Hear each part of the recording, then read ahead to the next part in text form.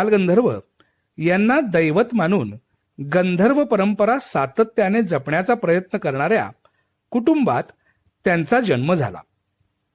गायन व अभिनयाच्या माध्यमातून रंगमंचावर प्रत्यक्ष घडणाऱ्या संगीत नाटक या कलेवर त्यांचे प्रेम जडले. एखाद्या विषयावर तुमची श्रद्धा आणि निष्ठा जडल्यावर कोणतेही काम सहजतेने करता येते याचा प्रत्यय त्यांना येत गेला. आई वडिलांनी जपलेली ही संगीत रंगभूमीची परंपरा त्या पुढे चालवू लागल्या. आपल्या अभिनयाने मराठी संगीत रंगभूमी त्या गाजवू लागल्या. अभिनयाच्या गायकीच्या नैसर्गिक देणगीला आपल्या साधनेने त्यांनी अधिक अस्सल बनवले. अल्पावधीतच संगीत रंगभूमीवरील स्वरसम्राज्ञी म्हणून त्यांची ओळख बनली. प्रसिद्धीच्या शिखरावर असताना संगीत नाटकातले त्यांचे काम पाहून हिंदी चित्रपटातील ख्यातनाम दिग्दर्शक राज खोसला यांनी त्यांना हिंदी चित्रपटात काम करण्याची ऑफर दिली. इतकेच काय तर मराठीतील दिग्गज निर्माते दिग्दर्शक भालजी पेंढारकर व त्यांचे चिरंजीव प्रभाकर पेंढारकर यांनीही बाल शिवाजी या चित्रपटातील राजमाता जिजाबाई यांचे काम करण्याची विचारणा केली. मात्र संगीत नाटकच आपले पहिले व अंतिम ध्येय असून बालगंधर्व गायकीची परंपरा रसिक व पुढील पिढ्यांपर्यंत पोहोचवण्यातच आपले आनंद निधान असल्याचे त्यांनी स्पष्टपणे सांगितले.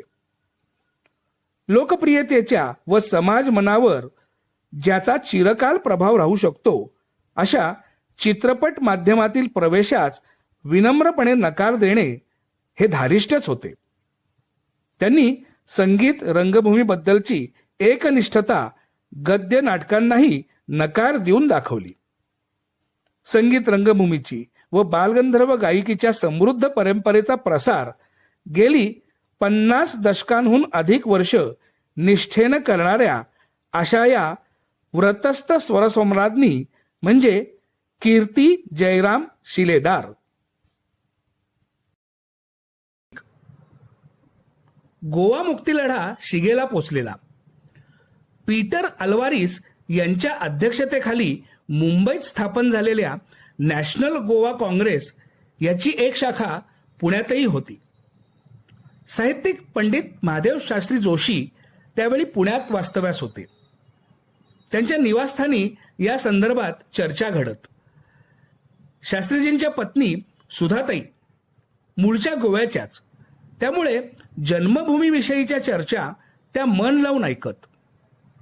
महादेव शास्त्रींनी लढ्यात सहभागी होण्याचा निर्णय घेतला. सीमेवरील युवक जमवाजमव करण्याचे कार्य सुरू असतानाच आंदोलन व्यापक करण्याच्या दृष्टीने गोव्यात सत्याग्रह करण्याचे ठरले. त्यावेळी महादेव शास्त्रींवर नुकतीच मोठी शस्त्रक्रिया झालेली. सत्याग्रहात लाठी हल्ला, तुरुंगवास या शक्यतांमुळे शास्त्रीजींनी सत्याग्रहात सहभागी होऊ नये असे सर्वांचे मत होते.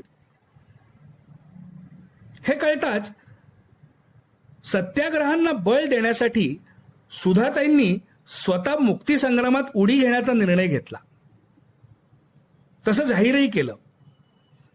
चौकटीतील आयुष्य जगणाऱ्या, पूजा अर्चा, व्रतवैकल्ये अशा परंपरेतील एका गृहिणीने अचानक सैनिकात रूपांतर केले हे अद्भुत होते. निश्चितच धाडसी पाऊल होते. सत्याग्रहाच्या बातम्या आधीच गोव्यात पोहोचल्याने सीमेवर कडेकोट पहारा होता. सुधाताईंना पकडून देणाऱ्यांना 5,000चे बक्षीस जाहीर झाले. तरीही सहकाऱ्यांसह जंगल नदी ओलांडत गोवा हद्दीत प्रवेश करून सुधाताईंनी 6 एप्रिल 1955 रोजी भर दुपारी म्हापसा बाजार चौकात गोवा काँग्रेसच्या अध्यक्षा या नात्याने सत्याग्रह केला. सभा घेऊन जय हिंद अशी ललकारी देत तिरंगाही फडकावला. साहजिकच त्यांना अटक झाली.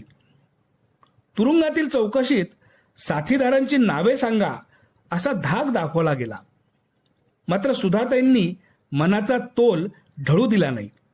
त्या ठाम राहिल्या. न्याय मागण्यासाठी त्यांनी अन्य सत्याग्रहही केला.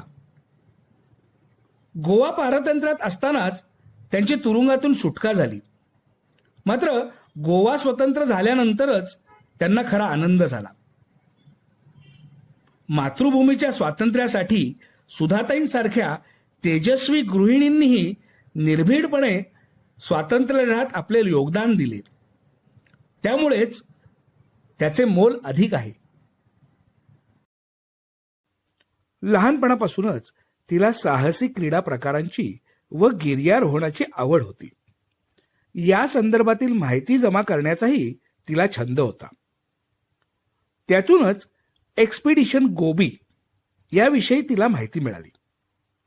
चीन आणि मंगोलिया दरम्यान असलेल्या शीत प्रकारातील या गोबीच्या वाळवंटातून पश्चिमेकडून पूर्वेकडे असे 1623 किलोमीटरचे अंतर 60 दिवसात पार करायचे, अशी ती मोहीम होती. दिवसा 48 अंश तापमान तर रात्री प्रचंड थंडी अशी विषम परिस्थिती असलेल्या आशियातील या सर्वात मोठ्या वाळवंटात जाणे सोपे नव्हते. मात्र साहसाची ओढ, आत्मविश्वास, सकारात्मक दृष्टी यामुळे प्राथमिक चाचणी उत्तीर्ण होत ती या मोहिमेत सहभागी झाली. तिच्याबरोबर हाँगकाँग, England, America, Singapore, Scotland, Australia येथून आलेल्या 13 जणांनी सहभाग घेतलेला. रोजची जवळपास 35 किलोमीटरची वाटचाल, विषम लहरी हवामानाचा सामना, प्रचंड उष्मा, साप, विंचवांचे दर्शन, त्यांच्यापासून बचावण्यासाठीची धडपड, कधी पायी तर कधी उंटावरून वाटचाल, कमालीच्या उष्णतेमुळे रोज तळपायाला येणारे फोड, अशा भयावह परिस्थितीचा ती जिद्दीने सामना करत होती. एकदा अचानक एका उंटाने तिच्या दंडावर लाथ मारली. तो आघात इतका जोरदार होता की नंतरची पूर्ण मोहीम पाठीवर सॅक घेताना, हात हलवताना तिला असह्य वेदना व्हायच्या. पण सर्व अडचणींवर मात करत मोहिमेच्या अखेरच्या टप्प्यात तिच्यासह 7 जणांनी गोबीचे वाळवंट पायी ओलांडण्यात यश मिळवले. असे धाडस करणारी पहिली भारतीय होण्याचा मान तिने पटकावला. 60 दिवसांचा अवधी असतानाही 51 दिवसातच, म्हणजे वेळापत्रकाच्या आधी 9 दिवस, ऑपरेशन गोबी हे उद्दिष्ट पार करणारी ही साहसी युवती म्हणजे पुण्याची मराठमोळी सुचेता कडेठाणकर.